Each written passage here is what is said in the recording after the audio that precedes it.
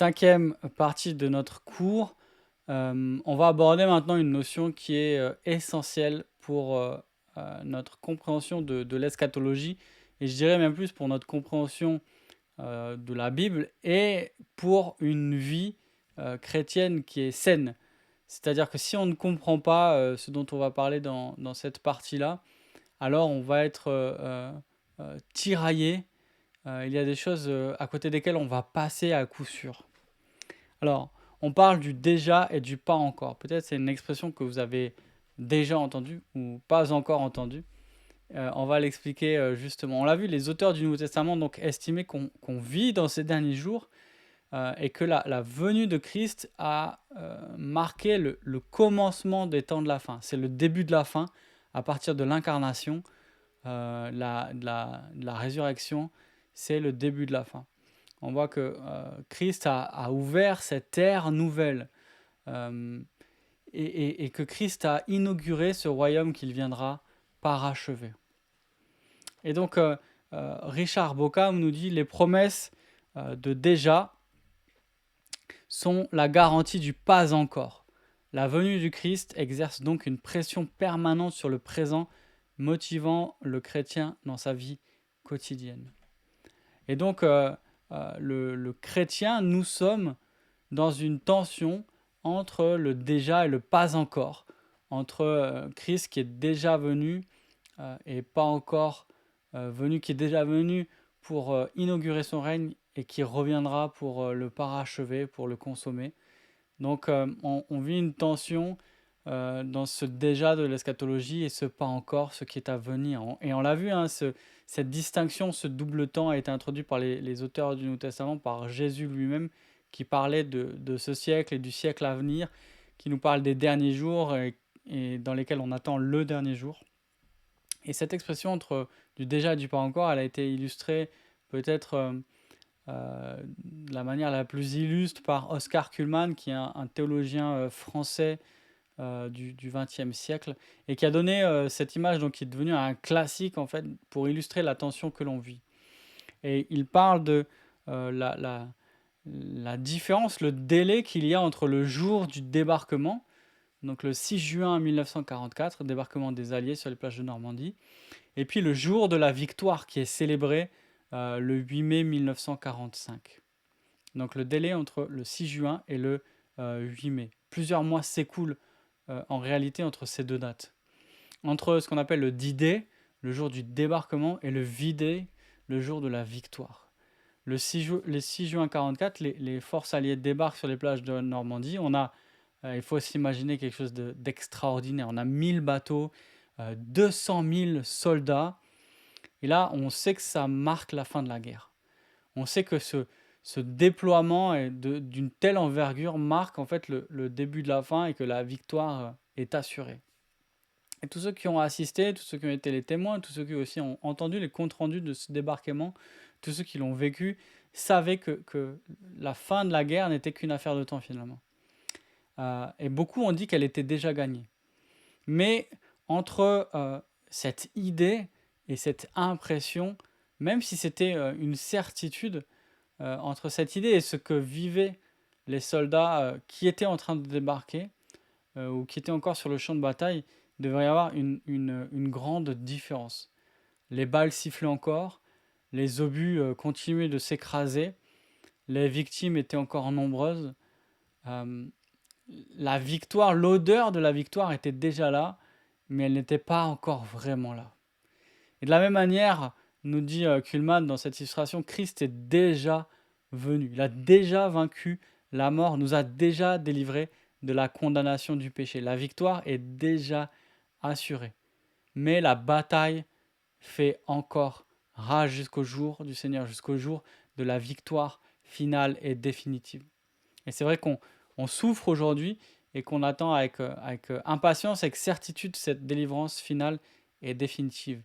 Et finalement, cette tension et ce délai qu'il existe entre le D-Day et le V-Day, c'est la même tension que nous vivons, nous, aujourd'hui, entre la croix et la gloire.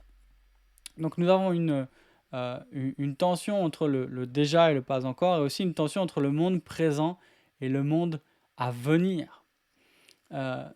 Paul nous dit en Éphésiens que la puissance qu'il a déployée en Christ quand il a ressuscité, l'a fait asseoir à sa droite dans les lieux célestes, au-dessus de toute domination, de toute autorité, de toute puissance, de toute souveraineté et de tout nom qui peut être nommé, non seulement dans le monde présent, mais encore dans le monde à venir. Cette puissance, c'est aussi la puissance par laquelle Christ nous fait ressusciter ensemble et asseoir dans les lieux célestes. Ça, c'est ce qu'on lit au chapitre 2 de la même épître aux Éphésiens. Mais c'est aussi cette puissance que l'on attend d'être déployée au dernier jour, lorsque Dieu ressuscitera. On en parlera tout à l'heure avec la résurrection. Mais on a donc cette espérance que de la résurrection. Paul, dans 1 Corinthiens 15, parle de la résurrection de Christ comme un prémisse. Les prémices, c'était ces premiers grains qu'on récoltait qui annonçaient la récolte à venir. C'est un petit peu comme on voit quand on voit des bourgeons sur un arbre. Normalement, l'arbre va porter du fruit. Et de la même manière, cette puissance que Dieu a déployée dans la résurrection de Christ, elle atteste la puissance de Dieu et elle témoigne aussi de cette puissance qui va être déployée pour notre résurrection. Hébreux 2 nous parle aussi de cette tension dans ce que l'on voit déjà et ce que l'on ne voit pas encore, et dans ce monde présent, ce monde à venir, quand l'auteur nous dit « Tu as tout mis sous ses pieds ». En effet, en lui soumettant toute chose, Dieu n'a rien laissé qui échappe à son autorité. Maintenant, pourtant, nous ne voyons pas encore que tout lui soit soumis. Et donc, cette tension entre le monde présent et le monde à venir aussi, c'est la tension de la foi. C'est la tension de l'espérance. Ce que nous attendons, nous l'espérons. Ce qui est déjà manifeste, nous n'avons plus à l'attendre, nous dit Paul dans Romains 8. Mais parce que Dieu nous a révélé ses plans, parce que Dieu nous a révélé son dessein, et notamment en lien avec la résurrection et cette victoire de Christ qui est déjà acquise et pas encore pleinement manifestée, et aussi nous pouvons nous continuer d'avancer par la foi. Ne pas déterminer ce que nous comprenons de la vie chrétienne et du monde par ce que nous vivons ou ce dont nous sommes les témoins, mais regarder avec les yeux de la foi et considérer aussi la révélation que Dieu nous donne dans sa parole. Et Dieu nous dit que déjà toutes choses sont soumises à Christ, bien que maintenant nous ne voyons pas encore que tout lui soit soumis. Alors, dans cette tension que nous vivons et qu'il faut reconnaître, qui est aussi la source de notre espérance, il y a deux dangers à éviter. La première, c'est une eschatologie sous-réalisée, et la deuxième, c'est une eschatologie sur-réalisée. L'eschatologie sous-réalisée, qu'est-ce que c'est ? C'est une eschatologie peut-être qui insiste sur le pas encore, mais d'une manière démesurée, comme si tout devait encore arriver. Pourtant, on le voit, le Nouveau Testament nous permet d'affirmer que le règne de Dieu est déjà là, qu'il a déjà fait éruption sur terre avec la venue de Christ. La preuve en est, l'esprit eschatologique qui avait été promis par les prophètes a déjà été donné. Cet esprit, nous dit Paul, c'est le gage de notre héritage, c'est la preuve, encore une fois, que Dieu va nous ressusciter au dernier jour comme il a ressuscité Christ. Alors, les dangers d'une eschatologie sous-réalisée, c'est-à-dire de ne pas assez considérer ou prendre en compte ce que Christ a déjà accompli, c'est déjà justement de sous-estimer ce que l'on a déjà en Christ. Aussi la réalité de la puissance du Saint-Esprit en nous, notamment dans notre lutte contre le péché. Bien que nous n'ayons pas encore été libérés de la corruption, nous sommes libérés de la condamnation, il n'y a aucune culpabilité qui pèse sur nous. Voilà, le péché continue de nous polluer. Mais la Bible nous dit que nous avons été libérés de l'esclavage du péché. Et donc, si certains des effets du péché continuent à perdurer, vont perdurer jusqu'à la fin de notre vie, eh bien, il faut prendre en compte justement cette vie nouvelle que nous donne l'Esprit de Dieu. Et on voit ce chapitre 8 de l'Épître aux Romains, où dans la deuxième partie, Paul insiste beaucoup sur le fait que nous gémissons, nous et la création tout entière, avant d'être libérés de du péché. Mais dans la première partie, les 17 premiers versets, Paul nous parle de cette vie nouvelle qui est possible dans l'esprit.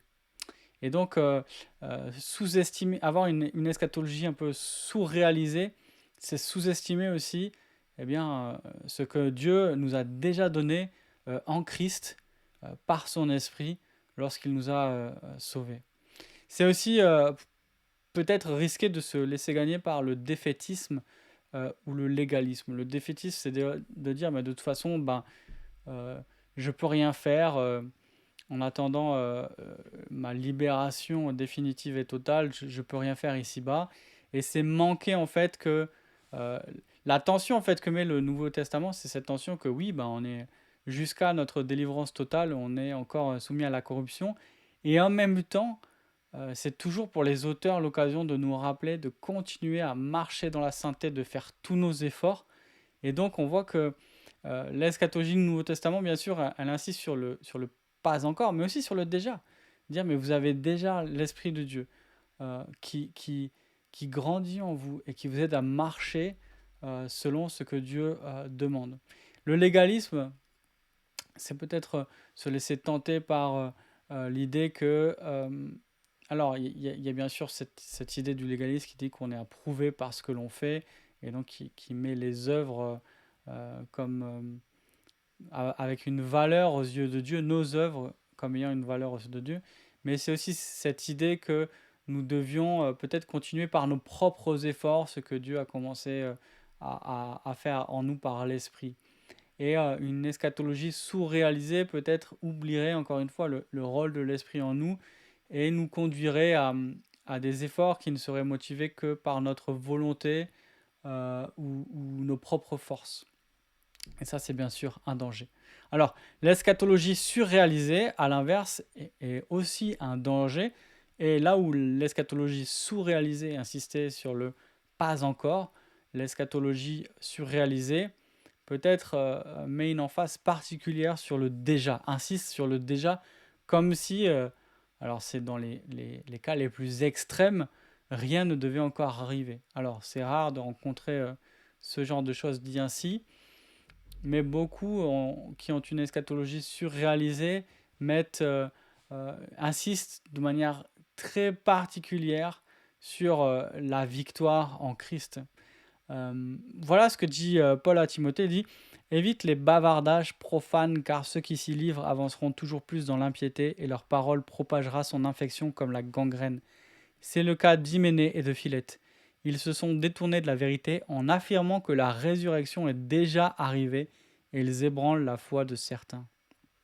Et Paul, euh, dans son épître aux Corinthiens, alors c'est un bon exemple de ce que peut produire une eschatologie surréalisée, et le lien là encore entre l'eschatologie et l'éthique. Et ça, ce serait peut-être un développement un peu plus long à faire, mais ici, dans 1 Corinthiens 4, il dit, en se moquant des Corinthiens, il dit: déjà vous êtes rassasiés, déjà vous êtes riches, vous avez commencé à régner sans nous. Si seulement vous pouviez régner en effet, pour que nous aussi nous puissions régner avec vous. Avec ce ton un peu ironique, euh, Paul veut mettre en lumière et puis aussi désamorcer cette eschatologie qui parle d'un règne qui est déjà là, alors que le roi n'est pas encore revenu. Alors, là encore, des dangers s'attachent à cette forme surréalisée d'eschatologie. Le premier, c'est de sous-estimer ou de nier la réalité du péché. Euh, Certains vont même jusqu'à penser que le péché ne devrait plus être présent dans nos vies. Et là encore, ils, euh, ils pensent que toutes les bénédictions que Dieu nous a acquises nous sont déjà en bénéfice aujourd'hui. Et donc, cette délivrance que nous attendons pour le jour du Seigneur et le renouvellement de toutes choses, eh bien, certains disent l'avoir déjà reçue et prônent, par exemple, une sanctification complète ou totale. Ils ne voient pas l'intérêt de lutter contre le péché et même vont jusqu'à dire que on peut déjà, ici, maintenant, vivre parfaitement. Alors, on peut aussi se laisser gagner par l'orgueil et rejeter toute discipline spirituelle, même toute discipline d'église. avec cette idée que, eh bien, en Christ aujourd'hui, il est possible d'obéir parfaitement à Dieu. Et donc, cela peut mener justement à un laisser-aller dans le combat contre le péché, puisqu'on considère que le péché a disparu de nos vies, mais aussi par un certain orgueil. Et certains peuvent se considérer comme supérieurs ou regarder un petit peu avec condescendance ceux qui continuent de lutter contre le péché aujourd'hui. Alors l'équilibre qu'il nous faut rechercher, c'est celui de l'espérance. C'est une saine tension. C'est une tension qui, comme toutes les tensions, est parfois difficile à vivre parce que c'est la définition d'une tension. En fait, on est tiraillé des deux côtés. Et en même temps, ce que nous dit Paul, c'est que c'est en espérance que nous sommes sauvés. Et comment on peut définir l'espérance? Je vous propose cette définition-là. L'espérance, c'est l'attente persévérante de ce qui nous a été promis et dont nous avons les arts. Et il me semble que cette tension, elle reconnaît à la fois les arts que nous avons reçus, mais elle reconnaît que ce sont seulement des arts et que l'héritage promis est encore à venir. Et donc, bien sûr qu'elle souligne ce que nous avons déjà, mais elle n'oublie pas ce qui est encore à venir. Voilà, en somme, ce qui me semblait important de souligner concernant le déjà et le pas encore. Et vous l'avez vu avec des implications très concrètes et très pratiques pour notre vie chrétienne.